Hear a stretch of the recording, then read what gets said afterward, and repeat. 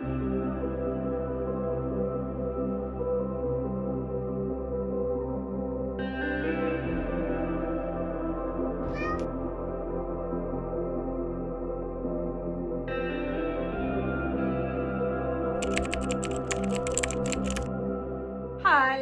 it's been a hot minute, and for that, all I can say is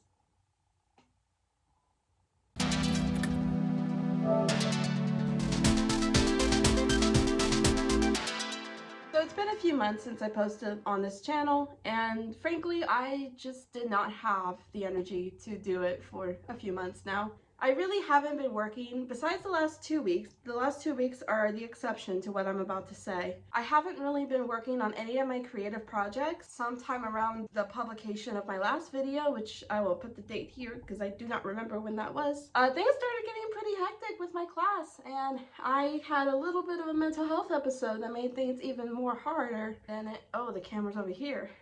Okay, so I fixed the camera, picked up what's left of my dignity, and now we're gonna keep rolling. Yeah, the class was pretty hectic, but even though my mental health was in shambles and I had to get an extension and all this other stuff, I passed the class, so cool. And thank the Lord I did, because I did not want to repeat any of the work that I had already done for that class. But because of that class and because of my little mental health crisis, I did not have the energy, the motivation, the desire, the discipline, whatever you want to call it, to work on creative projects. And Project Light has been put on the wayside, on the back burner for a very long time. Actually, it's only in the last couple days that I've really been trying to work on it. On Monday, I had this idea to replot my entire story, reorganize some things, because things in my story were not lined up with what I wanted from my outline, the little outline that I have. I just honestly pantsed my way through the story, not even considering the outline. I barely even looked at that thing, and now things are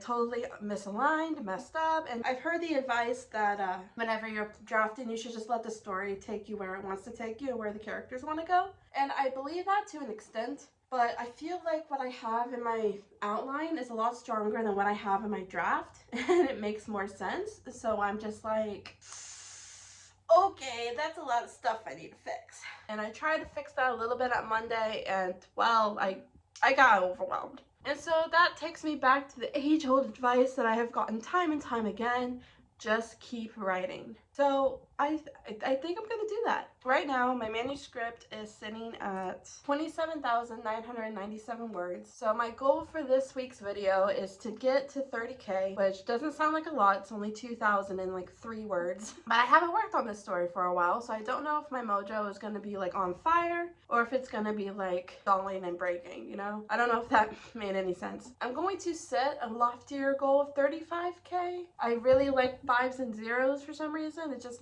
feel like comfort numbers. So 35K, but if I only make it past 30K, I'll be happy. I'm gonna set the goal, but I'm not gonna hold myself too high of an expectation. With that being said, I'm gonna go work on Project Light, and I will catch you guys when I inevitably run into a problem. Or maybe just later. Who knows?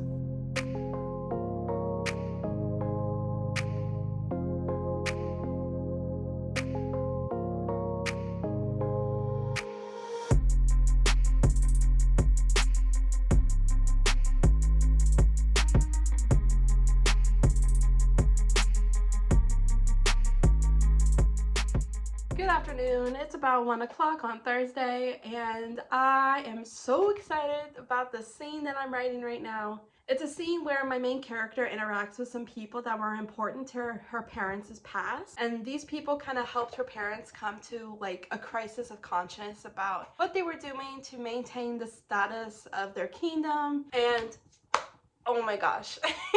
Hi, I'm editing right now, and something that I forgot to mention in that little clip is that when the parents have a crisis of conscience, that changes how they treat each individual sister. The younger sister, since she was given all the duties required of her status as a noble, she learns a lot more about the truth of what's going on in the kingdom, and the older sister, my main character, is told none of that. She still believes what the school teaches, and of course the school's teachings is way different than what the reality of what's actually going on. And I feel like that's all I can really tell you without giving too much away. But the older sister, my main character, doesn't believe that there's this big conspiracy going on that there actually is going on. So That's what I am trying to get across, but I forgot to say like half of that, so now we know.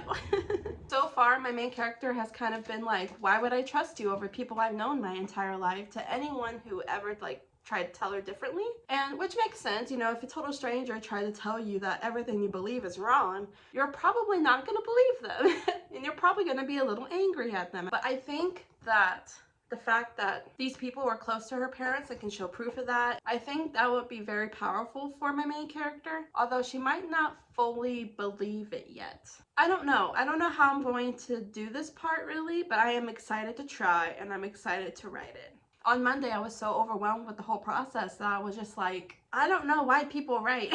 And now I'm just like excited to write, and I'm excited to like get the story going, which does concern me a little bit because I don't know how I'm gonna react when I have to actually when I actually have to edit this thing and start draft 2. But that's a problem for future Talisha. Current Talisha is only at 29,120 words in draft 1, and she's got a long way to go before she has to worry about that. So I'm just not gonna think about it. So it's going good, and I think I wrote about 1,000 words so far between yesterday and today. But we're just gonna keep going and see what we can do today. So here's the thing. I was so excited to write that scene that day, and then I got distracted by something for about an hour and a half. Thanks, ADHD. And then my mood took a nosedive into the realm of apathy, which is how my depression usually manifests itself. I did not have the motivation to do anything. I didn't have the desire really to do anything. It was minor. I mean, it's only been like 4 days and I'm pretty much over it now. But it was still like a reminder of how insidious depression and mental illness in general is, and how it can strike like at any moment without you like expecting it. Maybe you could expect it if you pay attention to your internal cues and all that stuff, but I typically don't.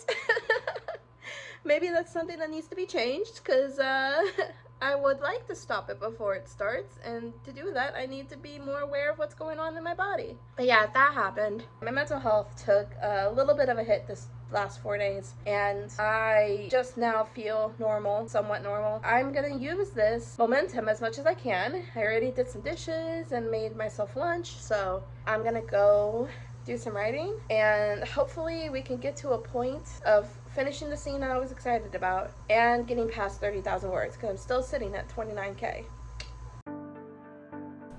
After a quick writing sprint, I was able to go to a coffee shop with some friends, and I meant to film more while I was there besides this really cool Lego wall and the interior of the place, which is really pretty, but I forgot. But I did manage to hit my goal of 30K words.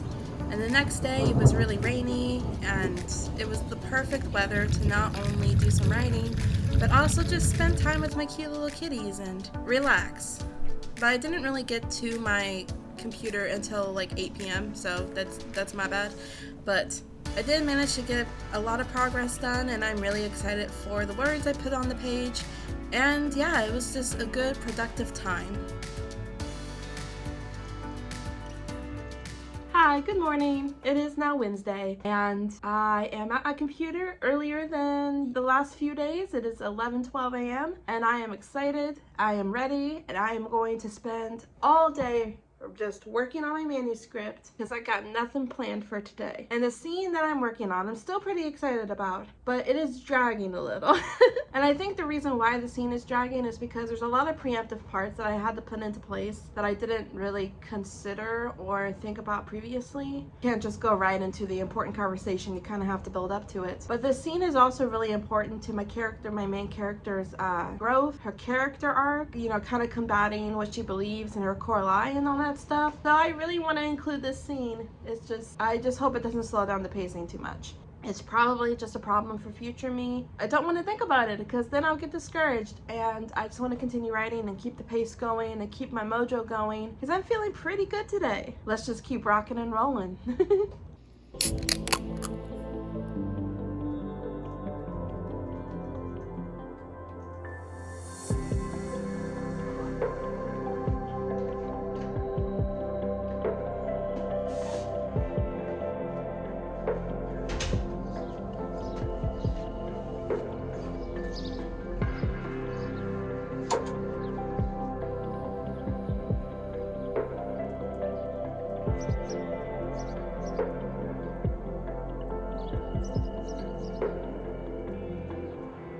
Alright, so I didn't really get as much progress done as I wanted to yesterday. It was still good. I wrote a little over 500 words, which my goal is to write 500 words every day. So I still at least made my goal.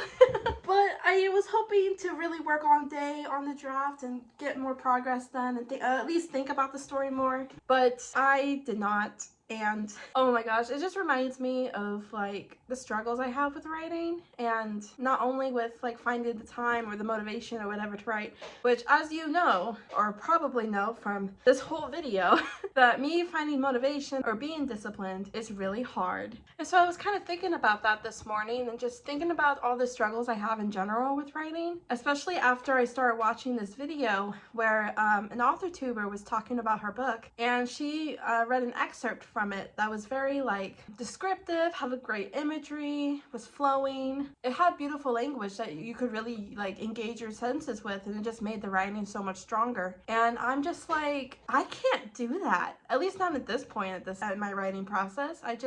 I struggle a lot with description. I struggle a lot with imagery, and that's like the bulk of the story. Like, I've heard the advice that like when you're writing the first draft, you just are writing the skeleton of the story, and everything else, the description, the imagery, the added details, that's like the meat and the skin of the skeleton. I do believe that. I believe that I can go back in the second draft and add all those details, but I feel like the second draft is going to be really hard for me because of that, and because of all the revisions that I have to do anyway with the plot. But yeah, I was thinking about that, and I was also thinking about how like even with reading stories, my eyes kind of skim over the expository stuff or the thought bubbles, the monologues, and just skip right to the next line of dialogue or the next action beat. And then I have to go back and reread it because I feel like that stuff is still important. You can really get into a character's psyche that way, and I struggle with reading it sometimes. I just want to know what happens next, you know? And so that's probably why I struggle with writing it, because I don't really like, I don't know, I don't read it the first time through all the time. So I'm not taking all of this like too hard, especially since like it is just the first draft, but it's something that I'm definitely aware of. And then it's like, I also struggle with the feeling of like, who am I to write this? Like, I haven't had that feeling yet this week, which I'm very thankful for, and hopefully I don't have that feeling as I write today. If I write today, I don't know. Some spontaneous plans are being made, and I might be part of that, so we'll see. But I definitely struggle with imposter syndrome and just being like I'm not good enough of a writer to tell this story. Who am I to write this story? Is this even a good enough story to tell? And it's like, I think the point of revision is getting a story to the point of it being good enough. You know, no story idea is 100% unique. Like, I don't think that's possible in this day and age anymore with centuries and centuries of writings. It's just, none of us have unique story ideas, and that's okay. The finished product will still be in some ways unique because we all have different experiences, we have different upbringings, we have different ways that we think about the world, we have different opinions on things in the world, and that kind of stuff bleeds through to our creative works. It's like, I know that logically. I have to constantly remind my heart that though, because my heart wants to be like, no, this sucks, panic mode, and it's like, no, it doesn't suck. Let's not overreact. Let's not get too much into our feelings. Let's not let our feelings be dictators. Instead, let's be in control of them. And I think related to that, like the idea of like, is my story good enough to tell? I struggle a lot with like creative perfectionism.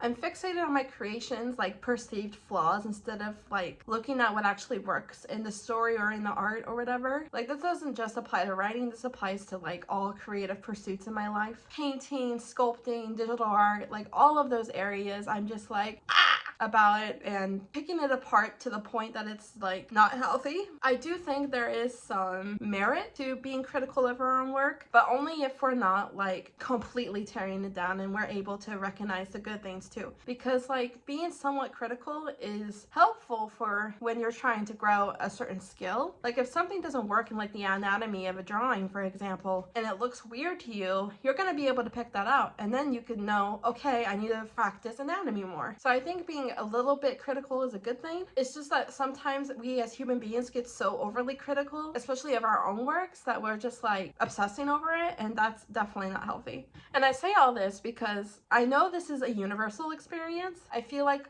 almost every creative person I know has these thoughts of like, oh my gosh, my art or whatever is not good, and here's why it's not good, instead of like trusting the process and not dwelling too much what you imagine the piece to be, and instead focusing on what the piece actually is. I know that I get this image in my head of what I think the piece should look like before I even start, and then as I continue and as I draw it or create it, it's like, oh, this is not at all how I imagine it to be, and then we automatically perceive that as a bad thing. I mean, at least I do. I can't speak for everyone, obviously, but I perceive it as a bad thing, and I have to like take a step back and be like, no, it's not how I imagine it to be, but that's okay. This is what it is, and it's still good. I think all art is good. Unless it's specifically used to harm or dehumanize someone, then it's bad. That type of art is bad. We don't like that art here. And I touched on this a little bit earlier, and you probably have seen it like acted out, I guess, throughout this whole video. But the one thing I really struggle with the most probably is discipline and consistency. One of the few things that's consistent about me is that I'm not consistent in a lot of areas in my life. And it's not just creative work. It's not just YouTube. It's like I don't have a set structure or routine for a lot of the things that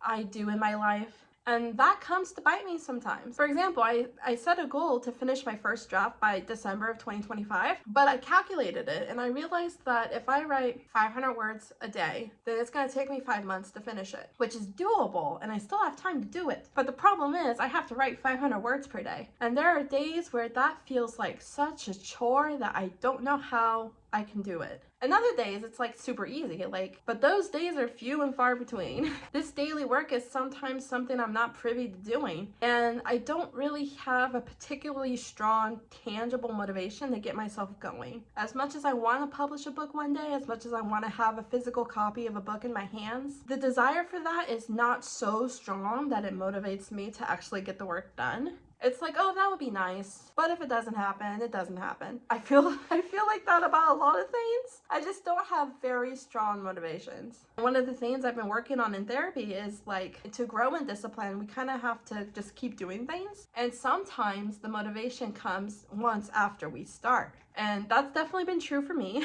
Not all the time, the motivation doesn't always come, but sometimes it's literally just, okay, forcing yourself to start and then going with the flow. Like sometimes I enter that flow state and it's great. The struggle is starting.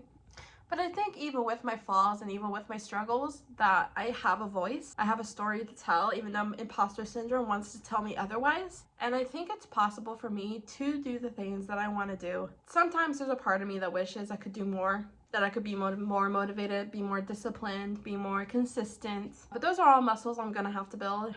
And I'm gonna have to, I guess, force myself to do things a lot in the beginning, which I do not like, but you just gotta do it. Oh gosh. Anyway, that's enough rambling for me. I'm probably going to work a little bit more on this book today, or maybe even tomorrow, but for now I think I'm gonna end this vlog here. Thank you so much for watching. If you made it to the end of this vlog, thank you for keeping up with me. If you like this video and want to help support me and my channel, go ahead and drop a like, drop a comment, and don't forget to hit that subscribe button for more videos from me. See you later, friends. I will catch you guys next time.